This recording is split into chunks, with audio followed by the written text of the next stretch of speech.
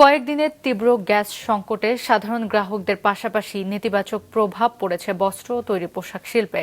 কমে গেছে উৎপাদন।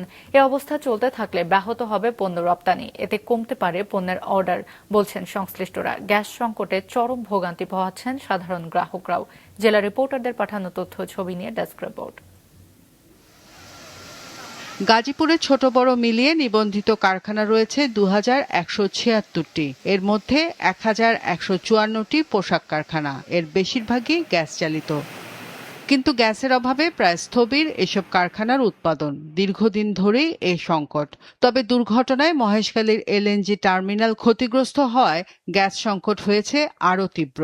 বর্তমানে প্রয়োজনের মাত্র 58% গ্যাস সরবরাহ করা হচ্ছে।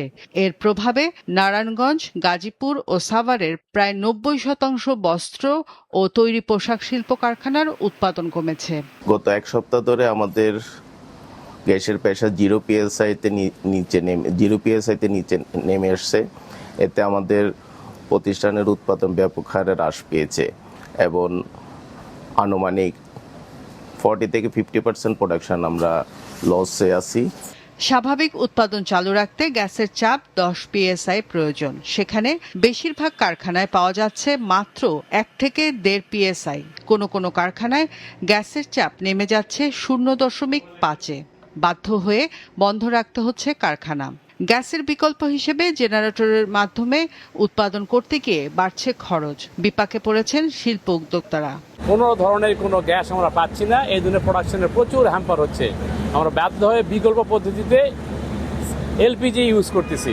মূল প্রোডাকশনের অলমোস্ট আমরা তো 60 থেকে 70% প্রোডাকশন করতে পারতেছি না। তো সেই ক্ষেত্রে যদি আমরা আর্থিক ক্ষতির দিনের হিসাব করি, তাহলে প্রতিদিন হিউজ পরিমাণ একটা অ্যামাউন্ট চলে যাচ্ছে যে প্রোডাকশন না হওয়ার কারণে। উৎপাদন বাধাগ্রস্ত হয় অনিশ্চিত হয়ে পড়েছে পণ্য সরবরাহ। এতে ক্রেতাদের ক্রয়াদেশ বাতিল বা কমে যাওয়ার শঙ্কা কারখানা মালিকদের। যেহেতু গ্যাসের প্রেসার নাই, আমরা ঠিক মতো ডাইং উৎপাদন করতে পারতেছি না। উৎপাদন না হওয়ার কারণে আপনার শিপমেন্ট ডিলে হচ্ছে। তাতে দেখা গেছে আমাদের সাথে বায়ারের যে কমিটমেন্ট শিপমেন্টে, সেটা আমরা ঠিক মতো রাখতে পারছি না। শুধু শিল্প কারখানা নয়, গ্যাস সংকটে বিপাকে যানবাহন চালকরাও। ঘন্টার পর ঘন্টা লাইনে দাঁড়িয়ে থাকতে হচ্ছে তাদের। বাড়ছে ভোগান্তি। বড় বড় কভার ভ্যানের ভিতরে গ্যাস নিয়ে যায়, তারা গ্যাস ব্যবহার করে, যার কারণে আমরা ঠিকমতো গ্যাস পাই না। প্রেসার থাকে কম, পুরা মাত্রা গ্যাস পাইও না, অনেক সময় পায়, অনেক সময় পায় না। বাসাবাড়িতে গ্যাস লাইনে সরবরাহ প্রায় বন্ধ থাকায় বিপাকে সাধারণ মানুষ। প্রাত্যহিক রান্না করতে না পারায় চরম ভোগান্তিতে তারা। গ্যাস সংকটের কারণে লক্ষ্মীপুর সহ বেশ কিছু স্থানে এলপিজি সিলিন্ডারের দাম বাড়িয়ে দিয়েছেন ব্যবসায়ীরা। অভিযোগ ক্রেতাদের। রওশন জাহান মিষ্টি, মাছরাঙা নিউজ ডেস্ক।